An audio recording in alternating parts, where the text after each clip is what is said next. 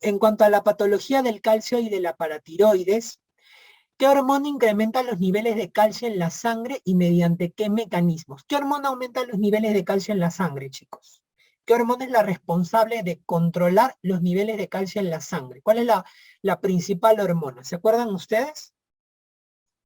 Exacto. Cuando ustedes hablen de calcio, chicos, no se olviden, en el calcio, siempre la regulación del calcio, la principal hormona va a ser la paratormona, que es fabricada por las paratiroides, que son esas 4 glándulas que se encuentran por detrás de la tiroides.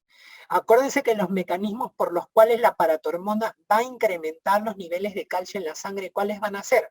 Van a ser, aumenta la resorción ósea, eso quiere decir que degrada hueso para poder sacar de ahí del hueso calcio. Lo otro es aumenta la reabsorción renal de calcio, o sea, a nivel de los túbulos hace que se reabsorba más calcio y que el calcio no se elimine por la orina. De esta manera aumentan los niveles de calcio en la sangre. Y lo otro es aumenta la absorción intestinal de calcio. Y acuérdense que el aumento de la absorción intestinal de calcio lo hace de manera indirecta al activar a la vitamina D. Acuérdense ustedes que para ser activa la vitamina D debe sufrir 2 hidroxilaciones, en el hígado la primera y la segunda en el riñón. Y la segunda hidroxilación que se produce a nivel del riñón es estimulada por la paratormona. Entonces, la paratormona, al activar la vitamina D en el riñón, hace que esta vitamina D permita la absorción intestinal de calcio. Entonces, acuérdense, el principal regulador de los niveles de calcio en la sangre es la paratormona. ¿Qué signos semiológicos permiten determinar hipocalcemia? ¿Cuáles son los signos patognomónicos de una hipocalcemia, de una disminución de los niveles de calcio en la sangre? ¿Se acuerdan ustedes, chicos, signos patognomónicos de hipocalcemia?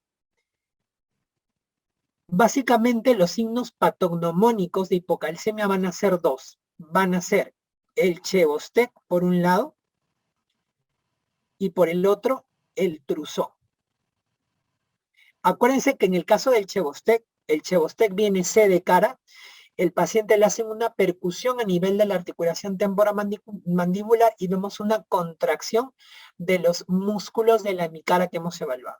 Y en el caso del Trousseau, el Trousseau viene de tensión arterial, ustedes le ponen el manguito del tensiómetro, insuflan por encima de la presión arterial sistólica y van a ver una contracción a nivel de la mano y de la muñeca característico de la hipocalcemia. Acuérdense además que, además de estos síntomas, el paciente puede quejarse también de ¿qué? Puede quejarse de parestesias, sobre todo parestesias a nivel perioral, a nivel de los dedos, de las manos, de los pies. Pueden haber también fasciculaciones en el paciente. Puede presentarse también convulsiones si es muy grave la hipocalcemia y puede generar también arritmia cardíaca. La hipocalcemia. Entonces es importante tener en cuenta estos signos clínicos que nos hacen pensar en una hipocalcemia. Vean un caso clínico que viene en el ENAM de este año.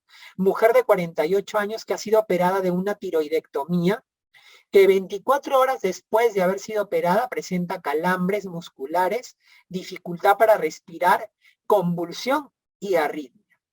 La terapia inmediata debe ser antecedida por dosaje en sangre de ¿qué cosa deberían dosar ustedes si esta paciente, luego que la han operado de la tiroides, presenta calambres, dificultad para respirar, convulsiones y arritmias? ¿Qué es lo que deberían dosar en este caso ustedes? No se olviden, chicos, que las paratiroides se encuentran por detrás de la glándula tiroidea. Son 4 glándulas que se encuentran detrás de la glándula tiroidea. Y la causa más frecuente de hipocalcemia suele ser el hipoparatiroidismo. ¿Qué cosa es el hipoparatiroidismo? El hipoparatiroidismo significa déficit de paratormona. Y dentro de las causas que pueden presentar déficit de paratormona, la más usual, la más frecuente, va a ser el hipoparatiroidismo, postquirúrgico. Eso quiere decir que cuando un paciente tiene una operación de la tiroides, generalmente o usualmente puede haber extirpación inadvertida de las paratiroides, o se puede cortar la circulación a las paratiroides y las paratiroides no producen suficiente cantidad de paratormona. Y se presentan signos asociados a hipocalcemia, como por ejemplo el Chebostec, el Trousseau, convulsiones, arritmias, parestesia, fasciculaciones. Cuando ustedes tienen el caso de un paciente que tiene síntomas de hipocalcemia luego de una operación a la tiroides, piensen siempre en un hipoparatiroidismo postquirúrgico. En este caso, lo que habría que hacer en este paciente para descartar si hay hipocalcemia o no, es medir precisamente calcio, ¿no? Tendríamos que medir calcio porque nos hace sospechar en una hipocalcemia. De hecho, la mayoría de casos de hipocalcemia por hipoparatiroidismo van a ser, o les van a poner el antecedente de una paciente que ha sido sometida a una cirugía de tiroides. ¿Cuál es la causa más frecuente de hipercalcemia? Esto es lo contrario. A ver, chicos, ¿saben cuál es la causa más frecuente de hipercalcemia? De hipercalcemia. Así como el hipoparatiroidismo suele ser la causa más frecuente de hipocalcemia, la causa más frecuente de lo contrario, de hipercalcemia, suele ser el hiperparatiroidismo primario. En el caso del hiperparatiroidismo primario, lo que yo voy a tener va a ser la presencia de un tumor o de hiperplasia de las glándulas paratiroides que generan que haya un exceso en la secreción de paratormona. Como hay un exceso en la secreción de paratormona, entonces empiezan a elevarse los niveles de calcio en la sangre.